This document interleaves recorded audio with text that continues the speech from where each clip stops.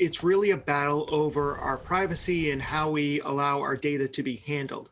So, with its latest operating system, Apple basically is prompting users to say whether they want to allow an app to track them across the web and across other apps.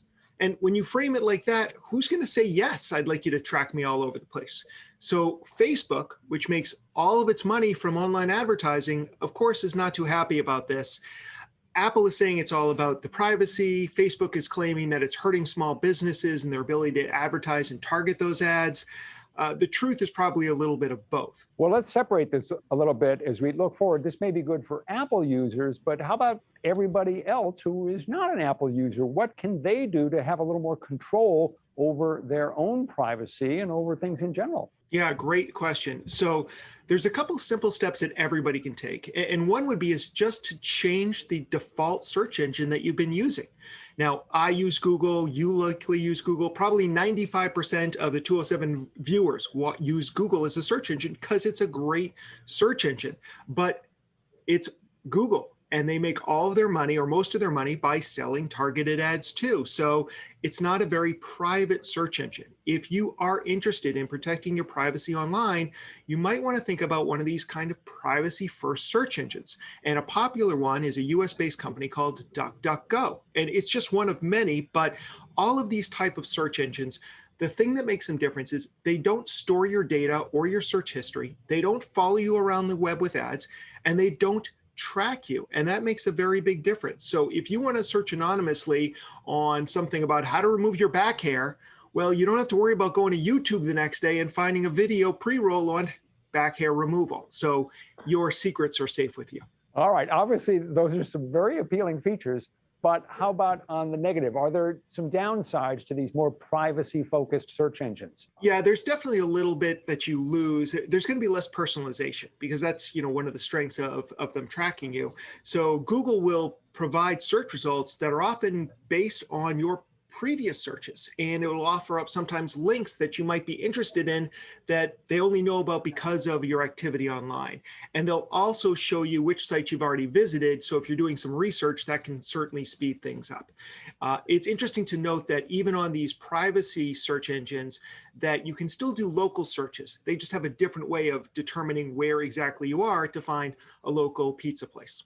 How about other options? What else can we do to protect our privacy online? Yeah, beyond search engines, I think one of the best things you can do is choose a privacy first browser.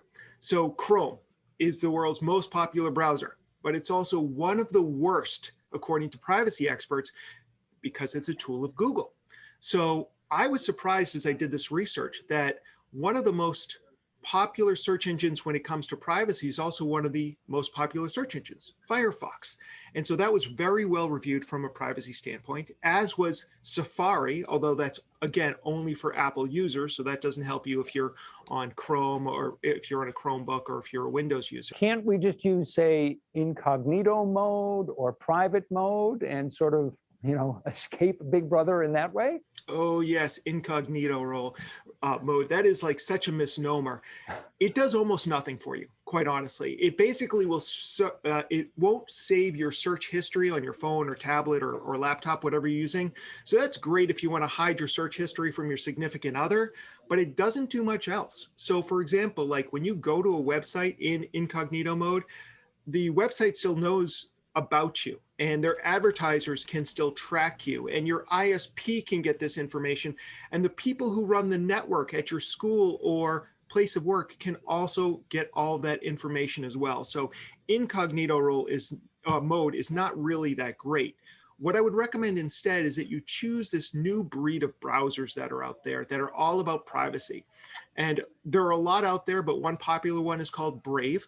And Brave blocks ads and all the tracking data, which supposedly slows down your surfing experience. So you should experience a faster surfing experience anyways. But if you really, really want to protect your privacy and go the extra mile, then I'm going to recommend you check out a browser called Tor, T-O-R.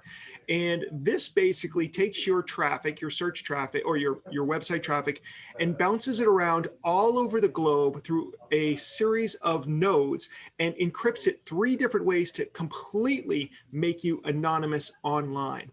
It is so effective that many law agencies don't like it, and it can be used for some nefarious activities.